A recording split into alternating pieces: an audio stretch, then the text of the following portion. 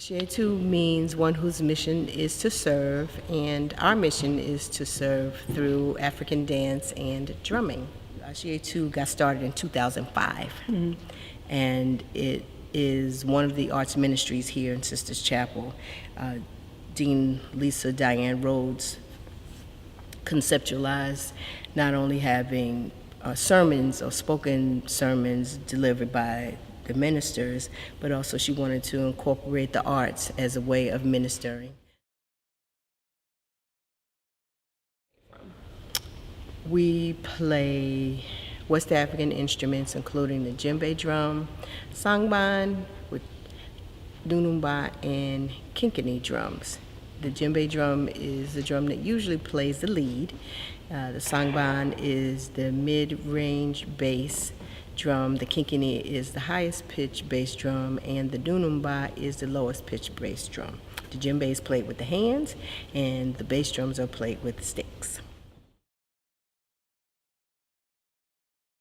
Well, I started Giwayamata, which is an all-women's dance, percussion, and vocal ensemble. As a matter of fact, Giwayamata has been greeting the first-year students for years during the first-year orientation. And we got started in 1993 in Sisters Chapel, as a matter of fact. And that's been my primary place for performances. But I also teach around the city of Atlanta and around the country, and I've been out of the country too. The second dance we did was called Danza, and Danza is a dance that's in a family of dances called the Lamban. And Danza or Lamba, Danza was originally also done for competition, and it moved to being performed for all kinds of celebrations like naming ceremonies, weddings, funerals, and other kinds of rite of passage moments.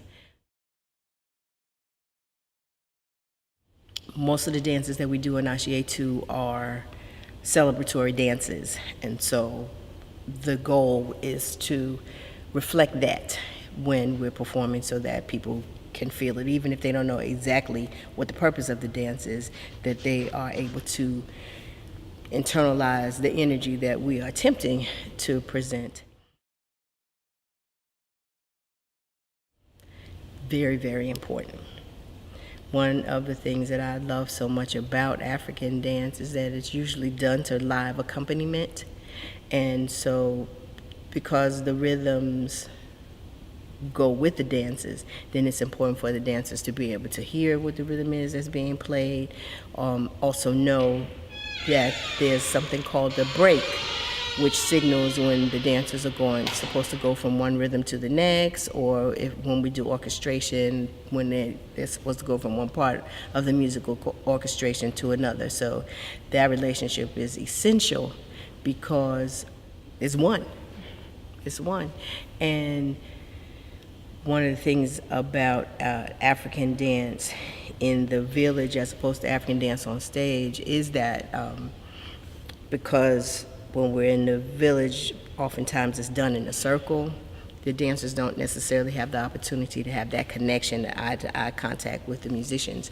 But when we're on stage, most times the drummers will be on one side of the stage or behind the dancers, or in some instances not even on the stage at all. So the break that I mentioned is that signal. It lets the dancers know when it's time to go from one movement to the next.